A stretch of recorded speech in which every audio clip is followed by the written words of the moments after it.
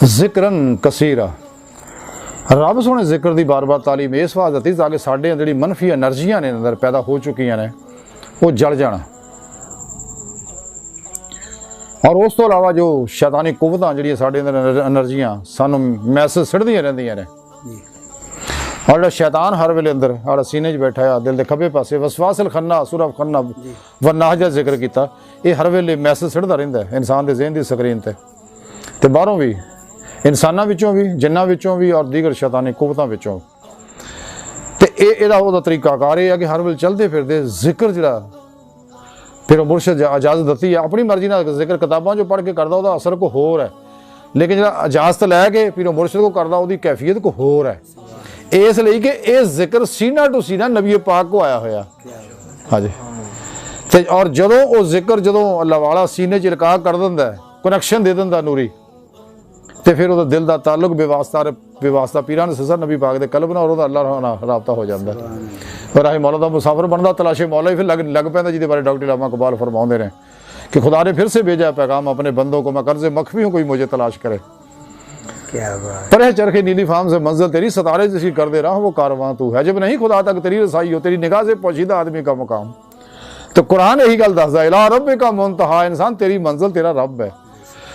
इंसान जिहड़ा है यदी हकीकत अल्लाह की ज़ात है, तो इंसान अल्लाह सोहणे दा अनवारात दा अक्सी ज़हूर है, लेकिन बंदा बंदा रब रब है, किते रौला ना पै जाए।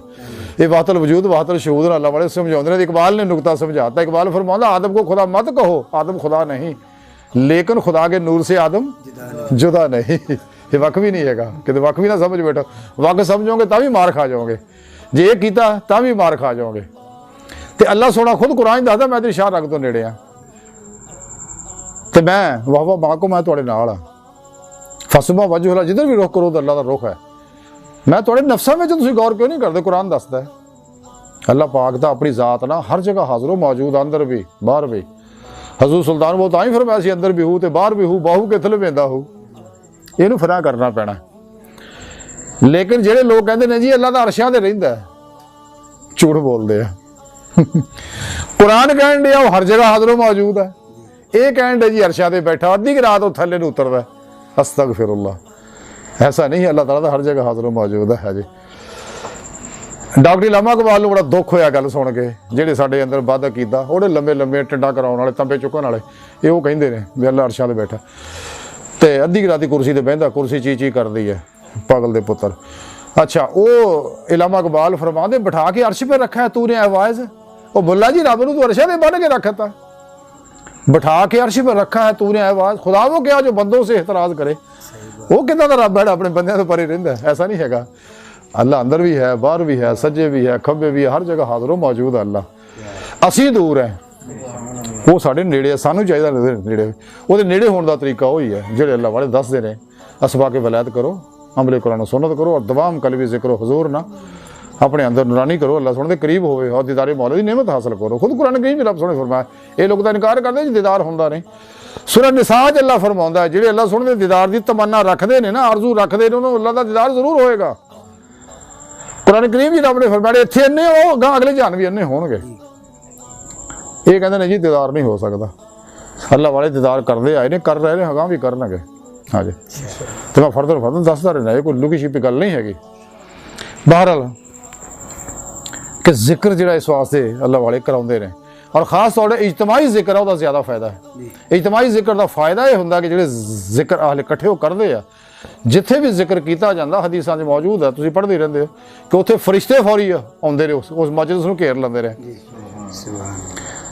ते फिर रब सोहणा आप भेजदा उन्हां नूं किहड़े किहड़े बंदे सी, फिर नाम लिखाओ आ के उन्हां दा, वो उत्थे नाम लिखिया जाता। फिर अल्लाह पुछदा सोहणा की मंगदे सी, अल्लाह सोहणा बख्शिश मंगदे सी, अल्लाह सोहणा फरमांदा तुसीं गवाह रहे हो मैं बख्शता। सुभान अल्लाह, अल्लाह फलां चीज़ तलब सी मैं दित्ती उन्हां नूं, फलां शै तलब करदे मैं दित्ती उन्हां नूं।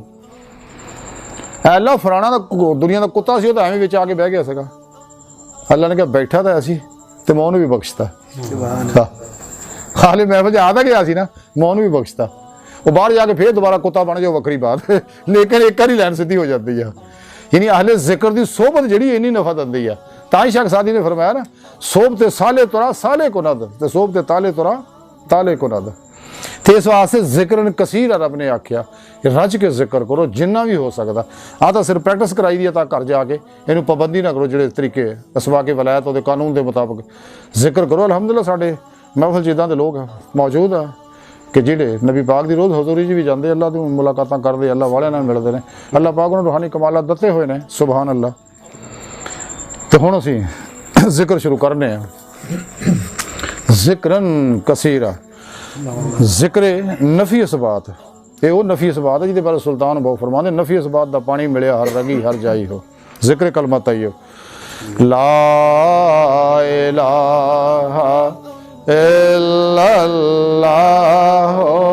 ला इलाहा इल्लल्लाह,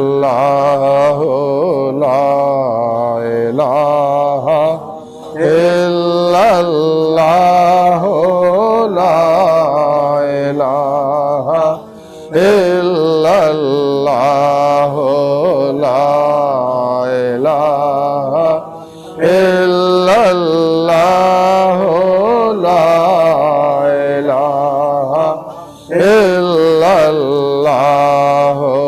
ला इलाहा इल्लल्लाह, मुहम्मदुर रसूलुल्लाह, कुर्रतु ऐनी बिका या रसूलुल्लाह सल्लल्लाहु अलैहि वसल्लम।